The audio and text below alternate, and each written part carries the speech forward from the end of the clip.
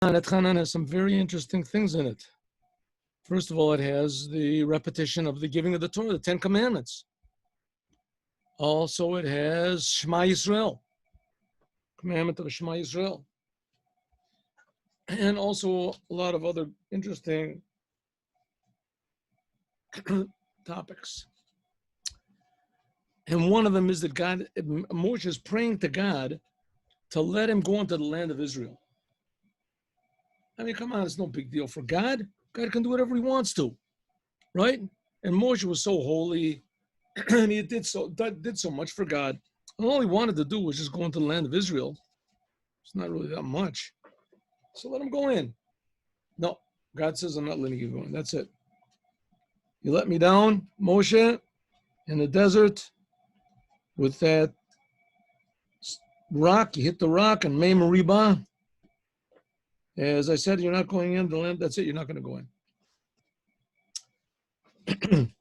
When will he go in? This is in the future. In the future, he's going to go in. Meanwhile, Moshe is buried out in the desert, but he's buried in the lands that the Mashiach is going to conquer. We talked about this before. But that's not good enough for Moshe. He doesn't want to wait another day, even another minute. For sure, he doesn't want to wait another 3,300 years. So that's what he says. So now he's telling the Jews, this is before the Jews go into Israel, right? And he's telling all the Jews, one second, can you see do you see it? 1 second, no. Here, I'm sorry. Did I do this? Yeah, there it is. Good? Oh. Okay, now we can see it. Good, I didn't realize I didn't. Okay, so it says, Moshe is saying he's relating the story to the Jews. He's telling to the Jews, reminding them everything that happened. Remember how you sinned and calf. And now he's saying, and because of all this, you know, if we wouldn't have sinned with the golden calf, and if you wouldn't have sinned with the spies, you know, not wanting to go in the desert, so we wouldn't have wandered around in the desert for so long. And I wouldn't have had to struck the rock instead of talking to it. But okay, so I did. So let's not cry over spilled milk. God, do me a favor, let me in. Okay? I know what you said, but you can do whatever you want to, Hashem. Let me come in. They say Et Hanan is the gematria 515. You count them all up together. You have Tuf is 400. Let's do this. Let's do my.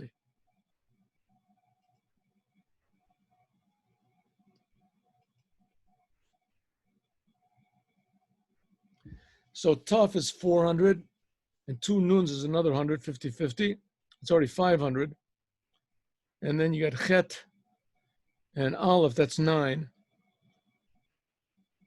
8 and 1 is 9. And you have the Vav, that's 5. So it comes out to be 515. It says 515 prayers Moshe prayed to God to let him go into the land of Israel. And God didn't answer. God didn't. It says that those prayers are standing in heaven as a merit to help all of our prayers to get in. God sort of, you know, I didn't want to say, he didn't enjoy being strict with Moshe. And Moshe and making all these prayers. So all these prayers did not go unanswered. They help our prayers to be answered. It says breaks through. And in the end, of course, they'll all be answered. We'll be like big dreamers, and we'll see the future redemption. Meanwhile, Moshe be'et Hanan el Hashem, I begged God be'etahi. At that time, lay more, and I said, let's just skip this 1 second. Hashem Elokim, God, atah chilot la'arot et avdecha, you have begun showing your servant et gadlecha v'et yadcha chazaka, your greatness and your powerful hand. Asher mi'el shamayim ba'oretz, who is like you in the heavens of the earth, asher yaseh kamasecha k'v'yoresecha, like what you did to God, but you can do anything you want. Therefore, says Moshe, okay, God, up to now, okay? Right? No, nothing's like you. You're powerful. You can do whatever you want to. In the heavens and the earth, you're the boss. I agree 100%. Agreed, God? Yes, of course.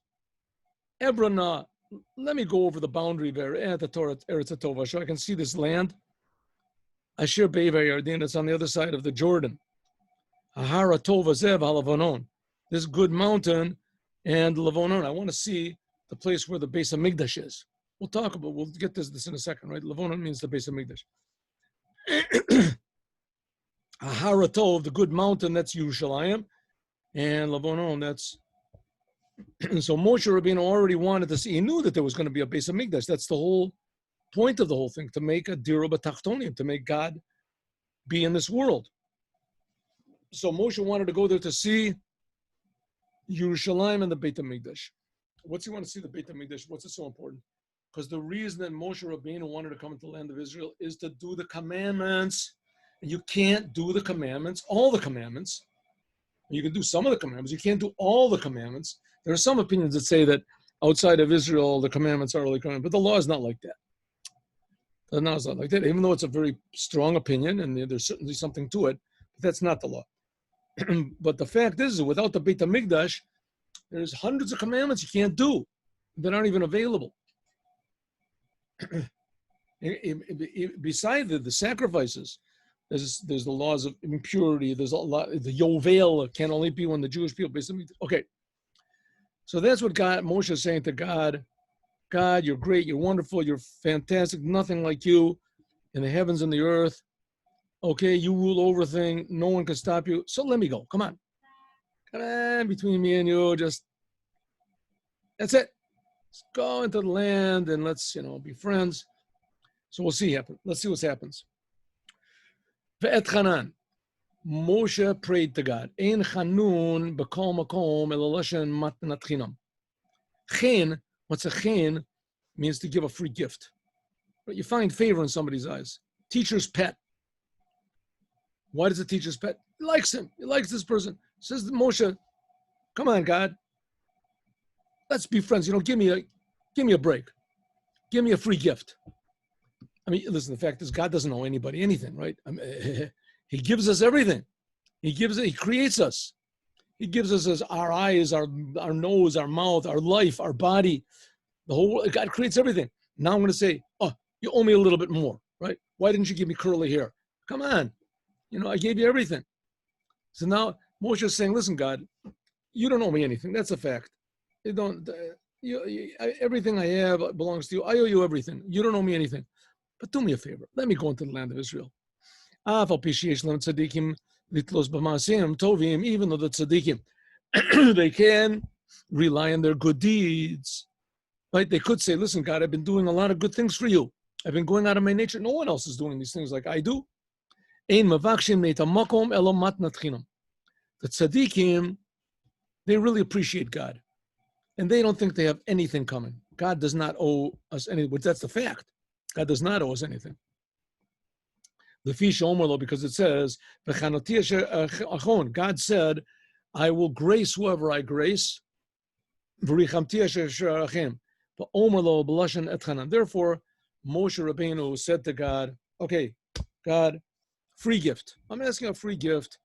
Come on, I've been a good customer all the time. Let me go. Davar acher, ze echad me'asar lashonot shel shenikra tefillah. Et Chanan, it just happens to be another language of prayer. Moshe wasn't asking, he was praying to God.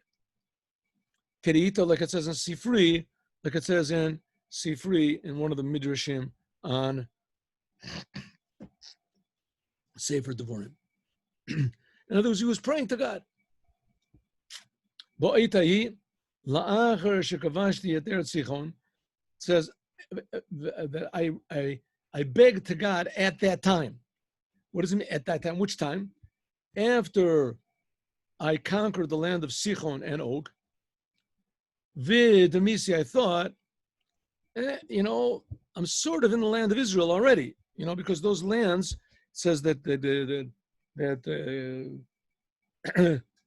Reuven and Gad are going to live in those lands.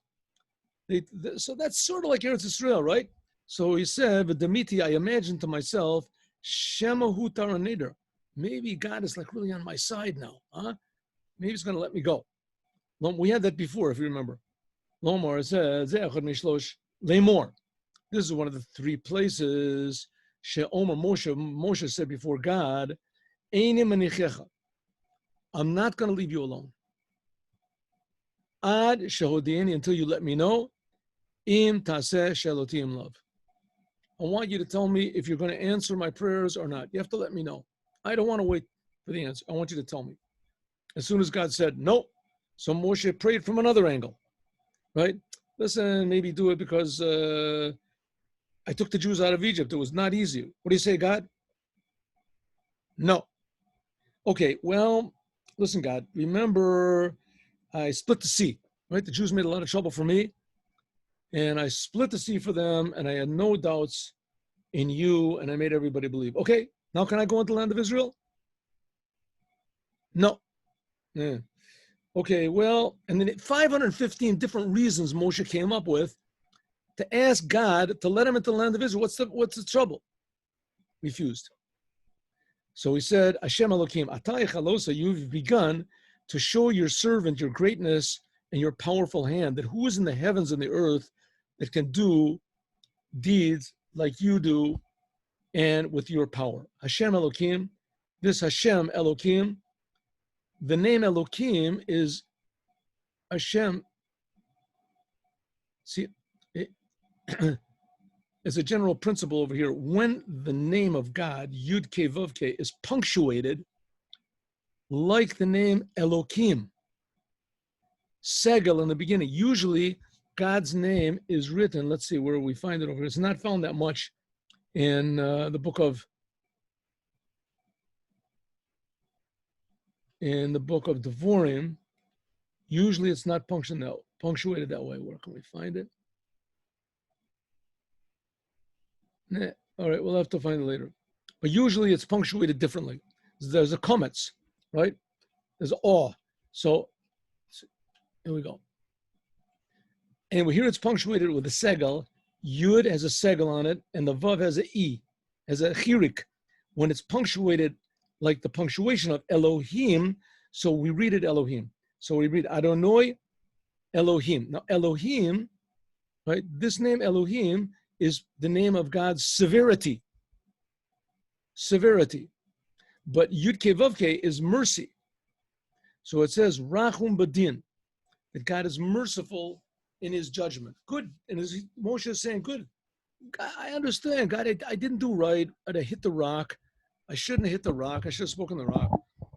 I should have spoken to the rock. But, okay, you were strict enough. Let me go in. Come on.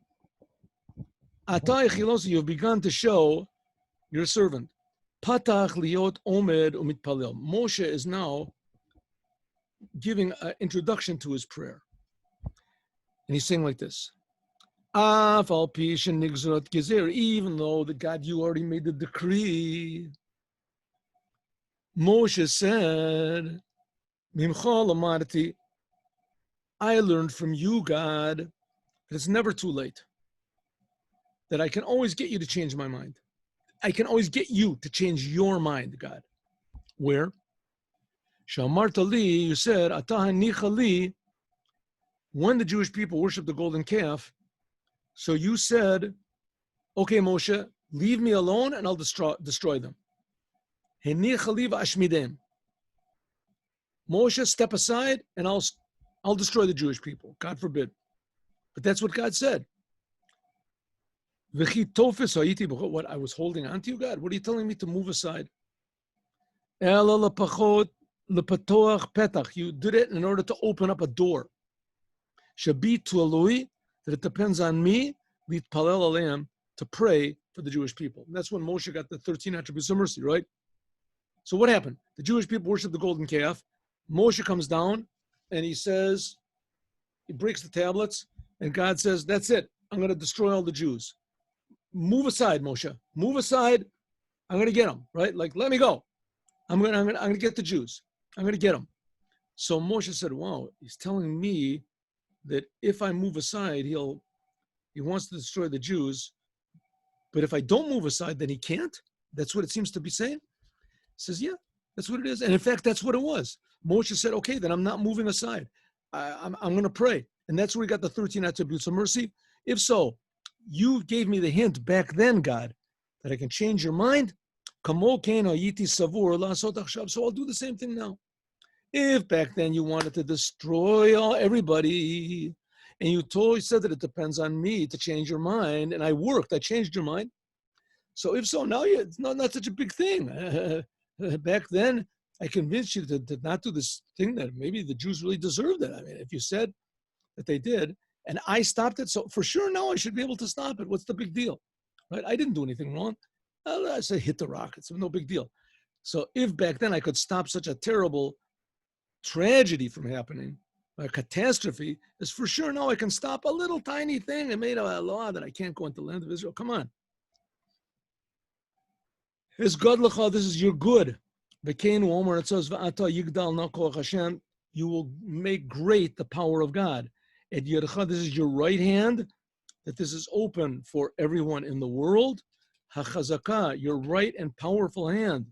Sha'ata kovish rachamim, what does it mean, powerful? That you hold back your anger with your mercy. With mercy, you hold back your anger.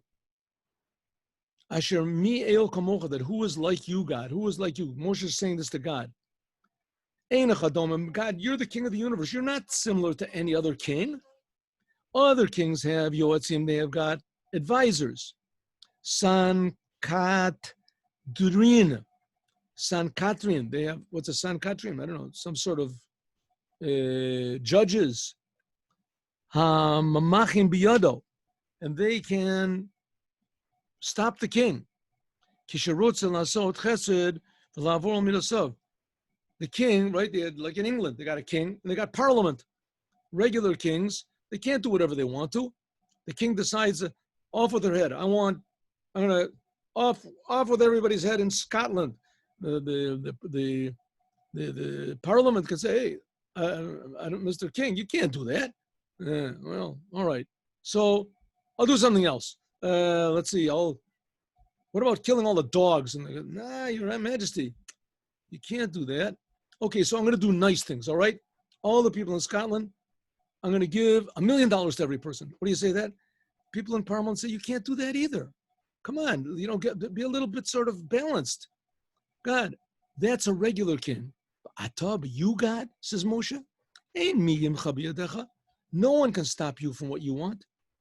If you just forgive me, so what's the big deal? You made the decree, and you can rescind the decree. Well, if you Peshuto, according to the simple, that's what Moses said to God. According to the simple meaning, you have begun to show your power, God. What's that? The war of Sichon and Og. Like it says,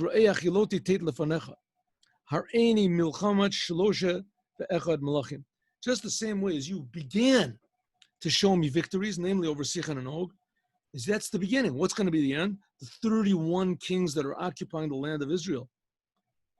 You've shown me the beginning. Let me go in and finish the job, God. Come on. Ebra, no, let me go across. There at Oretz Tova, and I'll see this good land. It's on the other side of the Jordan. Hahara Tova Zev Lavonon.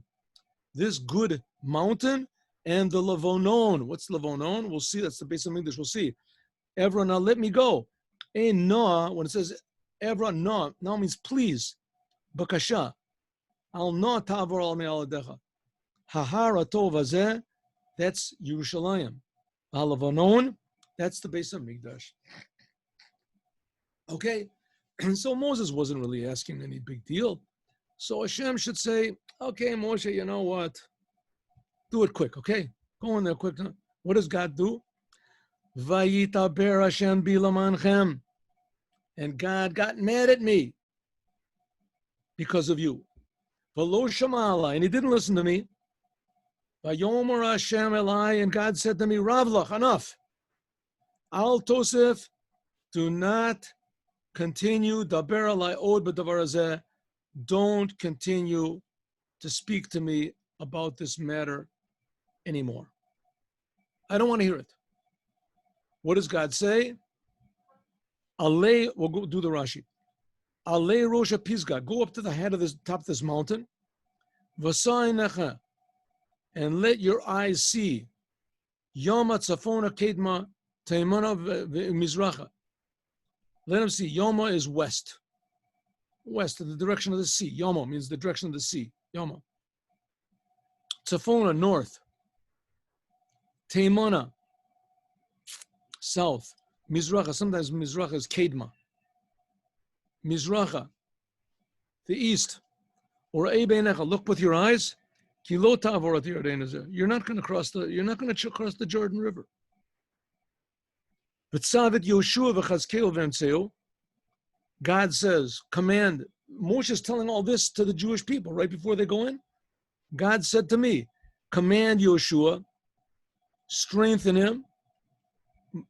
They say, give him motivation, motivate him. He's going to go before the nation of the Jews. And he will conquer for them the land that you are only going to look at, Moshe. You're not going to go there. Rashi. He got very angry. For your sake. Atem garamtem. You're the ones, Jews. You're the ones that caused me to sin. Strike the rock. Why did I strike the rock? Because there was no water. Right? The water didn't come out fast enough. I mean, I believed in God. I would have waited. But you people were screaming, oh, you need water. And I mean, actually, they were justified. They didn't wait 3 days. They didn't have any water. It's a pretty long time. But Cain and woman, it also says in Tehillim, in Psalms, Psalm number 106. Huh? That you angered God on the Mei Meriva, on the waters of contention. And Moshe was damaged because of them, because of the Jewish people screaming for water. And God said, Ravlach, enough. Stop asking. 515 prayers is enough. Shalo yomru harav kama kashe hatalmid, kama sarvan umaftzir. So people won't say, what a terrible pupil this rabbi is. And it's Hashem. What type of thing? Daber davar acher, another one. Rav lach harbe mizeh shamur lecha. What do you want to go in the land of Israel for? To do the commandments. He says, don't worry about it. Rav tov tzafun lecha. You'll get a lot of commandments. When the Mashiach comes, we be some Mikdash, you'll have more commandments that you can never imagine. The way we love God, the way we fear God, will be much deeper. What does God say? Go to the top of this mountain and raise your eyes and see north, south, east. I'm sorry. West, north, south, east, and see with your eyes. See with your eyes, because you're not going to go there. Rashi, see, what did you ask me? What did you say here? Look what Moshe said. It says, what did you say? I want to see this good land, right? And Levani, you said you wanted to see it. God said, okay, I'll let you see it. There you go. See, said, pasuk this, I'm showing you. I'll show you the whole entire land of Israel. Like it says in Devorim, V'yir'ehu Hashem et kol ha'oretz, that God showed him the whole entire land, right at the end, right in the end of Zota Bracha. God showed him the whole entire land of Israel. There was a similar case where it says that Yaakov, when he went to sleep, it said that all the whole entire land of Israel rolled up under his head. One more. Yes.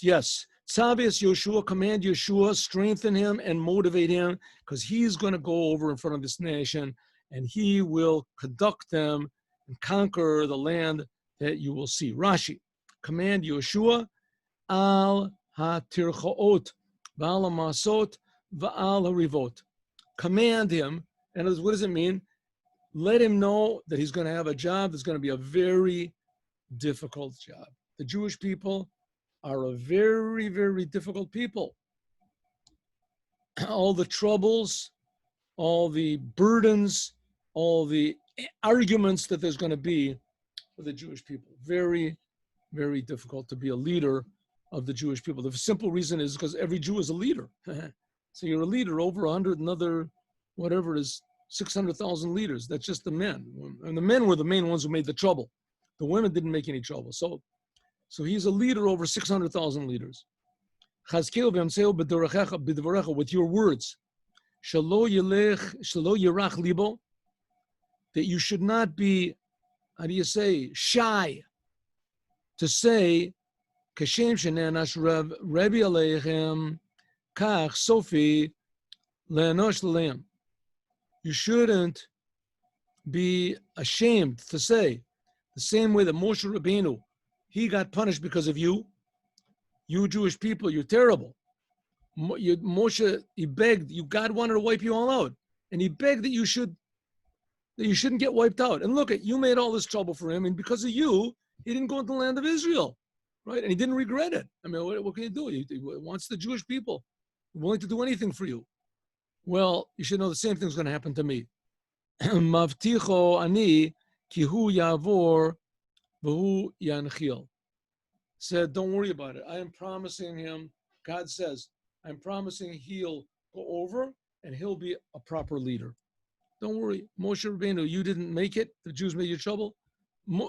Yoshua will make it. He'll go over the land of the Jordan River, and he will rule the Jews until the end of his life. And that's what it was. As long as Yoshua was there, the Jewish people were wonderful. If Moshe goes in front of them, then they will inherit, they will conquer the world. They conquer the land of Israel. If not, not. And also we find also when Yoshua sent the people into Ai. Read the book of Yoshua over there. Ai is very interesting. Somebody stole some of the spoil. You weren't supposed to take any spoil, and somebody took it and they got punished. It says, "V'kiven shenafel al panav, omlo kum lecha kativ, ata hu haomed b'makomcha u'meshalech beni lemilchama." You have to stand up and send the Jewish people into war. What are you falling on your face? Lo kach amarti leMoshe, is not what I said to Moshe. You have to go in front of them. If not, then they don't go. When the Jews went into the land of Israel, so they had to fight constantly for 7 years. And the Jews were basically not really a warring nation. They didn't get out of Egypt from their own power, or, everything was with great miracles. And they didn't really have that much time and, to practice, to be good at war. I mean, certainly they did something. And so now here's Yoshua, and he has to lead them all. His whole life has just been by Moshe. He's been learning Torah and doing. Now, Yeshua, he has to be the leader of all the Jews. So God is saying, listen, I'm telling you right now, if you go in front of the Jews, they're going to win every battle. But if you don't, if you lag behind, then forget it. Imlav and Ovrim, then they won't win the battle. Yoshua, he's going to have to be the leader in all the battles. And that is the introduction of today's Torah portion. Now let us learn Pirkei Avos. Pirkei Avos today we have a real